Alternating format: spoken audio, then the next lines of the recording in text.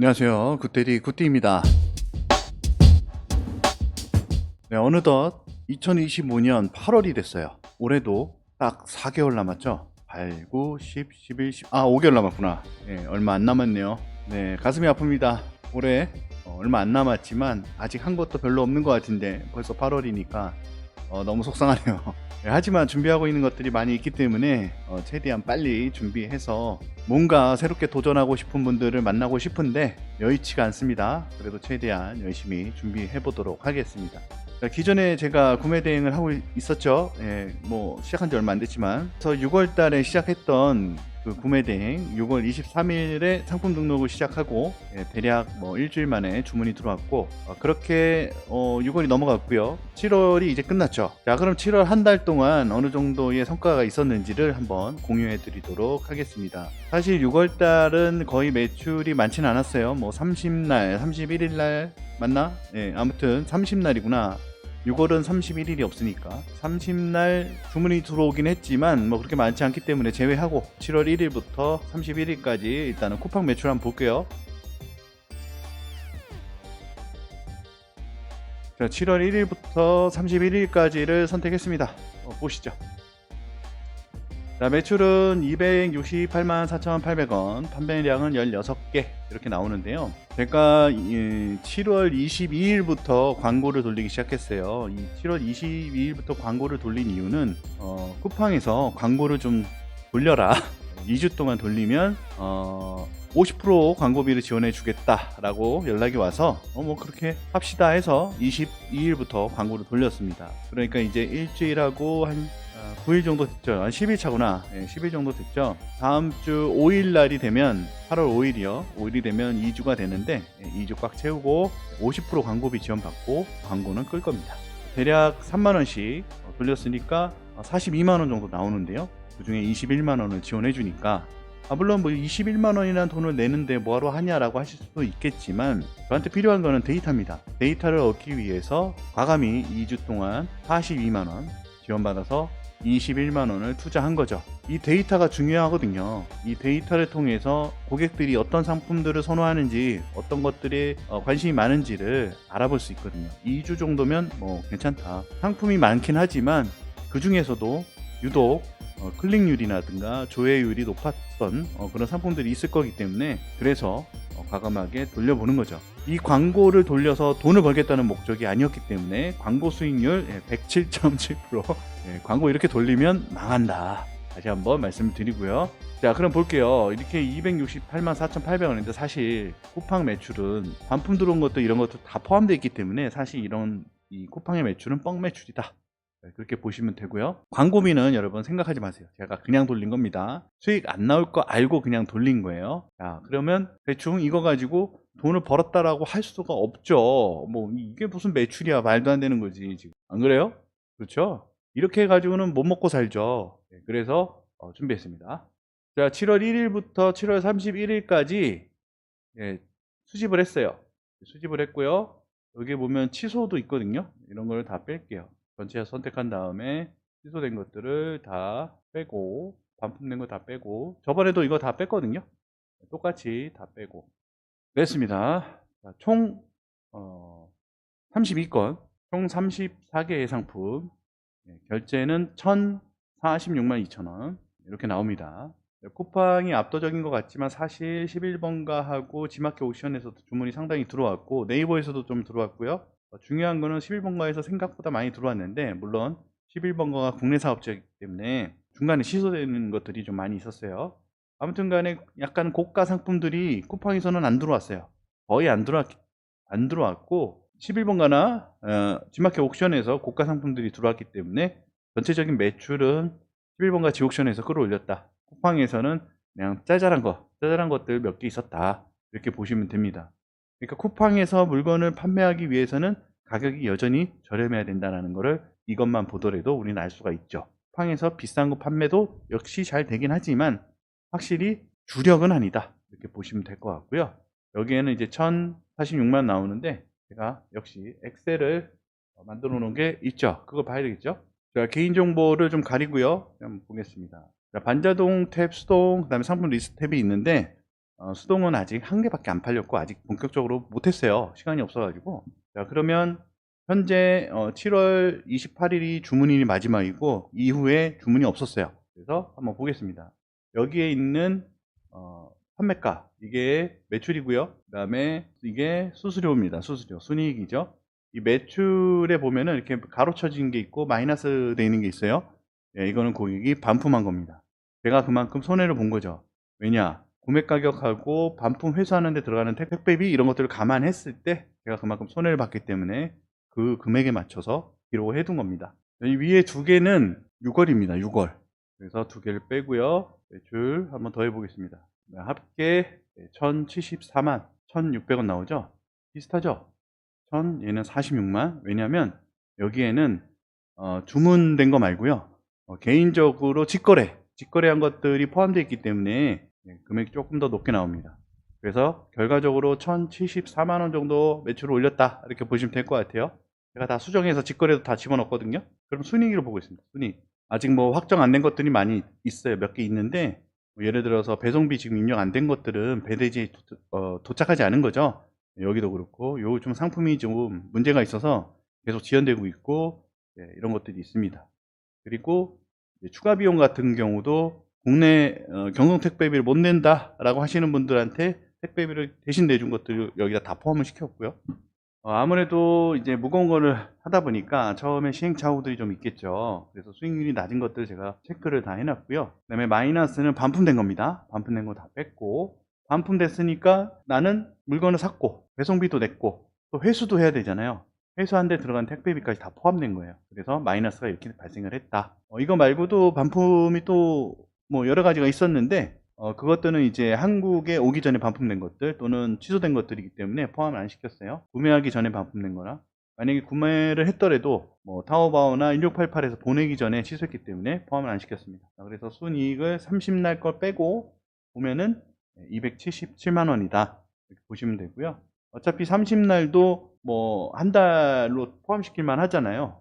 그 상품이 배송돼서 한국에 오기까지는 7월 달이나 마찬가지니까 한번 포함을 해볼게요. 아예 30날부터 한 달을 보자. 1150이고요. 반품된 것들 매출 다 뺀 겁니다. 그리고 순이익은 296만 원이다. 조금 300에서 조금 부족하죠. 이렇게 나왔다. 그러면 첫 달인데 첫 달에 290만 원의 순이익이 발생을 했다면 다음 달, 특히 7월 달은 구매 대행이 약간은 비수기에 가깝거든요.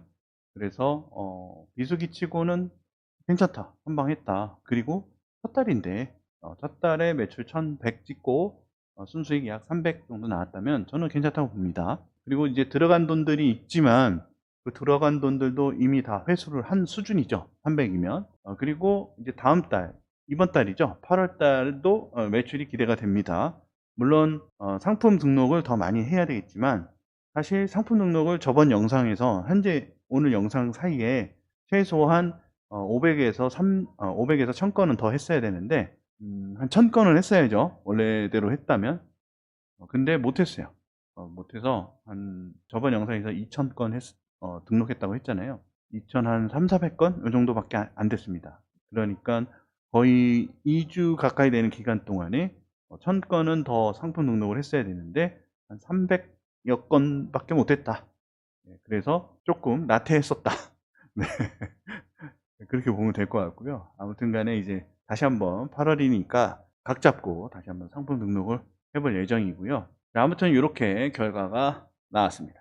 이제 한 달 조금 됐기 때문에 앞으로 이제 8월 달 한번 보고 9월 달까지 보면은 어느 정도 답이 나오지 않을까 이렇게 생각을 합니다. 계속 상품을 등록하고 또 수동으로도 상품을 계속 작업을 한다면 충분히 지금보다 더 많은 순이익과 매출을 가져갈 수 있을 거라고 생각을 하고요. 구매 대행을 하면서 발생됐던 여러 가지 이제 문제점 또는 사연을 좀 소개를 시켜드리면 이런 것들이 있었어요. 초보자분들에게 알려드리기 위해서 나열을 좀 해보겠습니다. 배대지에 도착한 상품이 스크래치 등 불량인 경우, 이런 경우 보통 수치 거부하거나 판매자한테 상품 구매를 취소하고 환불 요청을 하고 재구매하는 경우 있었고요. 그런데 재구매를 했는데 송장까지 붙었어요. 근데 물건이 안 와. 그래서 알아봤더니 송장이 사라졌더라. 그러니까 얘네들이 발송을 하기 위해서 송장 먼저 붙였다가 물건 안 보낸 거죠. 그런 경우도 있었고 결국 그 판매자, 타오바오 판매자는 날려버렸습니다. 그래서 그 판매자는 없습니다. 타오바오에. 그게 가능했던 이유는 제가 타오바오의 그러니까 알리바바죠. 알리바바의 membership 회원이기 때문이에요. 보통 알리바바 멤버십이 되면요. 다른 건 모르겠어요. 할인이 되는 거는 뭐 크게 많이 할인은 안 되는데 CS 그러니까 이 타오바오나 1688 다 알리바바 그룹이잖아요. 일단 CS가 좀 빠르고요. 그리고 현지 셀러가 현지 판매자가 물건을 아직 보내지 않은 상태에서 발송하지 않은 상태에서 내가 구매 취소를 하면 바로 됩니다. 환불이 바로 되고요. 보통 일주일에서 한 2주 정도 걸리거든요. 근데 바로 되고 아무튼 뭐 크레임 걸면은 좀 잘 들어줍니다. 아무래도 멤버십 회원이니까 그만한 혜택이 있는 거죠. 쿠팡 와우처럼 우리가 그쪽에서는 고객이니까요. 국내 도착 후에 경동 택배로 넘어갔을 때 화물 배송비 이해 못하는 고객이 꽤 있다. 그래서 저 같은 경우는 상하단 공지에 화물 택배비가 발생할 수 있다라고 고지를 해놨습니다만 사람들이 잘 안 보죠. 그래서 무료 배송인데 왜 국내에 착불 택배비가 발송하냐 이런 문제를 크레임을 걸었는데요. 마진이 좀 있는 것들은 제가 그냥 자발적으로 크레임 자체를 예방하기 위해서 그냥 내드리겠다고 먼저 이야기한 적도 있고요. 그 다음에 나중에 이제 계산을 잘못해서 경동 택배비를 내주면 내 마진이 확 낮아지는 거의 마진이 없는 그런 상황이 생긴 상품도 있어서 그거는 제가 한번 안 내주고 버텨봤어요. 그랬더니 바로 소보원에 신고가 들어가서 쿠팡에서 연락이 왔습니다. 소보원에서 연락이 왔다. 이거 어떻게 된 거냐? 그래서 뭐 2차 저차 해서 그 전까지는 어떻게 방어를 좀 해보려고 했는데 결국 소보원까지 갔으니 방법이 없잖아요. 내줬습니다. 그래서 마진이 한 4만 얼마였던 게 경동택배비가 한 39,000원 나왔거든요. 꽤 많이 나왔죠. 그거 내주니까 마진이 한 7,000원 되더라. 근데 손해는 안 봤으니까 됐다. 그냥 이런 경우는 제가 봤을 때 애초에 그냥 내주고 끝내는 게 나을 것 같아요. 괜히 이러쿵저러쿵 말 나오기 전에. 이런 경우가 있었다. 그래서 만약에 이걸 하고자 하시는 분들은 이런 것들을 미리 감안해서 어느 정도 계획을 좀 잡고 하시면 좋을 것 같아요. 타오바오나 1688에서 가격을 비교하고 상품이 같으면 1688에서 구매를 합니다. 그런데 1688에서 한국 신용카드 됩니다. 1688에서 한국 신용카드가 되기 때문에 하셔도 돼요. 할 수 있어요. 타오바오에서 사듯이 1688에서 사서 배송대행만 신청을 하는 거죠. 단점이 있다면 타오바오는 웬만하면 그냥 오케이 하고 무료 배송으로 보내주는 경우가 많은데 1688은 구매를 하면 배송비가 따로 붙는 경우가 많아요. 그래서 타오바오와 1688 비교했을 때 배송비 때문에 1688이 더 비싼 경우가 상당히 많습니다. 의외로 많아요. 타오바오가 훨씬 싼 경우가 많습니다. 그래서 결국은 타오바오 쪽으로 많이 구매를 하는 편이고 1688은 판매자가 몇 개 살 거야 이렇게 물어보는 경우도 많거든요. 한 개 산다 그러면은 되게 비싸요. 근데 여러 개를 산다면 이제 좀 싸게 해주는 편이죠. 아무래도 도매니까.